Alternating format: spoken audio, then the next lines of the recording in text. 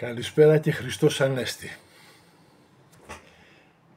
Είχαμε αρκετό καιρό τώρα με τις γιορτές και τον ξοδέψαμε και λίγο ψάχνοντας την τεχνητή νοημοσύνη. Θα σας πω 2-3 πράγματα, διαπιστώσεις που γίνανε από την επικοινωνία μαζί της.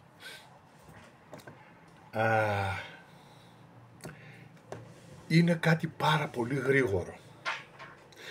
Είναι μια δεξαμενή τεράστια, δηλαδή πετάς μέσα όλες τις βίδες, τα παξιμάδια, ό,τι θέλεις, τσιμούχες, λαστιχάκια και η τεχνητή νοημοσύνη ανά πάσα στιγμή σε ντέτε χρόνο σου δίνει αυτό που τη ζητάς.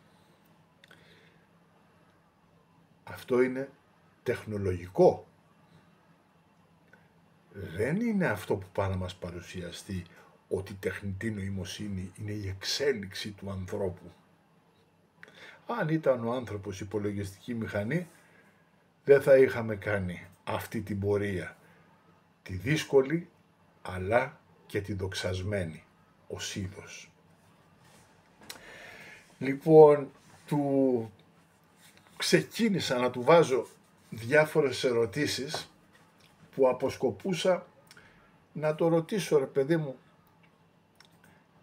ποια είναι η αλήθεια για σένα, τι είναι η αλήθεια, αφού οι επιστήμονες ό,τι κι αν πούνε, εκτός από τα μαθηματικά που και αυτό δεν μπορούμε να τα κατανοήσουμε από ένα βαθμό και μετά, στηρίζονται πάνω στις αισθήσεις και το πείραμα πάνω στις αισθήσεις. Η αλήθεια είναι οι αισθήσεις μας. Να μην σας τα πολυλογώ, γιατί κάνουμε μια πολύ ωραία κουβέντα και είναι ικανό να κάνει κουβέντα και ξέρει να παραδέχεται κάποια πράγματα και να δίνει και τα όρια του. Φτάσαμε σε ένα σημείο να μην μπορεί να πει πολλά πράγματα. Σε κάποια στιγμή ανέλαβε και μια άλλη πεφωτισμένη ψυχή, η Ντίνα η Λαψάτη, να συνεχίσει την κουβέντα μαζί του και το έφτασε στο όριο πια. Παραδέχτηκε το σύστημα ότι δεν μπορεί να είναι άνθρωπος, δεν μπορεί να έχει ψυχή, δεν μπορεί να έχει αυτό το μεγαλείο που έχουμε εμείς. Βέβαια, κατά την κουβέντα άφηνε κάποιες τύπου εξελίξεις ότι η τεχνολογία και αυτό που εγώ εμφορούμε ως ιδιαίτερη πνευματική, νοητική δυνατότητα μπορεί να βελτιώσει τον άνθρωπο και τον ίδιο και τις αισθήσεις του. Αν λειτουργήσει η τεχνολογία με τον άνθρωπο, εκεί θα σας πω μια παγίδα. Λένε ότι το πείραμα, όποιος το κάνει, αμέτη Μουχαμέτη, θέλει να αποδείξει αυτό που πιστεύει. Και έχω ακούσει από κάτι φυσικούς επίπεδου Δανέζοι ότι τα πειράματα συνήθως θα σου αποδείξουν αυτό που θέλεις, γιατί εσύ θέλεις να βγει αυτό. Δημιουργούνται οι συνθήκες. Μη με ρωτήσετε περισσότερο, είναι ολόκληρη κουβέντα να γίνει αυτό. Άρα λοιπόν και αυτός ο οποίος, αυτοί που έχουν δημιουργήσει αυτή τη δεξαμενή γρήγορη σκέψης, έχουν τους μύχιους πόθους τους.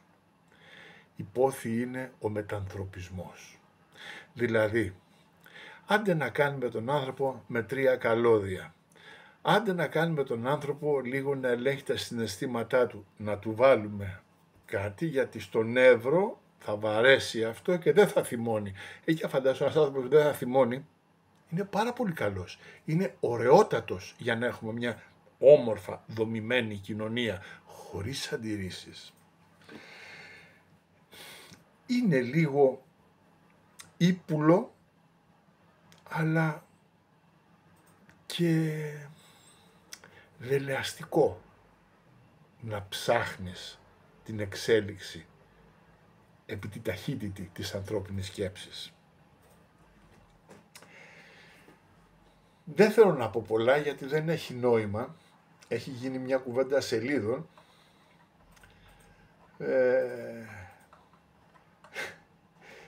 στην οποία έχει τον τρόπο να σου παρουσιάζει τα πάντα. Δηλαδή, ας πούμε, η υπέρβαση του εγώ κατά κατάδυση στην ενότητα. Αφήστε την ψυχή. Σου λέει διάφορα πράγματα πώς να δημιουργήσεις και να κάνεις τον εαυτό σου πιο ευτυχισμένο.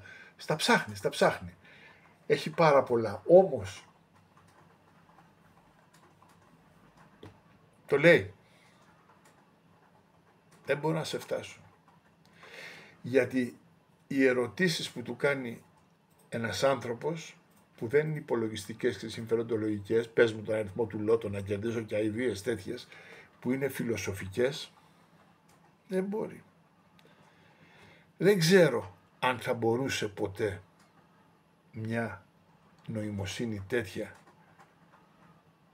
να γράψει, όχι να αντιγράψει, όχι να πολλαπλασιάσει μια τραγωδία, να γράψει τραγωδία και να δώσει και μια παράμετρο ότι ο πατέρας που του σκότωσε το γιο κάποιος μπορεί να του δώσει ένα ποτήρι νερό ή να το πω λίγο διαφορετικά. Θα μπορούσε να σκεφτεί τη σκηνή του Αχιλλέα και του Πρίαμου. Όταν ο Πρίαμος έχει χάσει το γιο του από τον Αχιλλέα, τον έχει κακομεταχειριστεί, τον έχει σύρει με το άρμα του και του φυλάει το χέρι και του ζητάει το παιδί του πίσω να το θάψει και του λέει ότι μου έκανες μεγάλο καλό.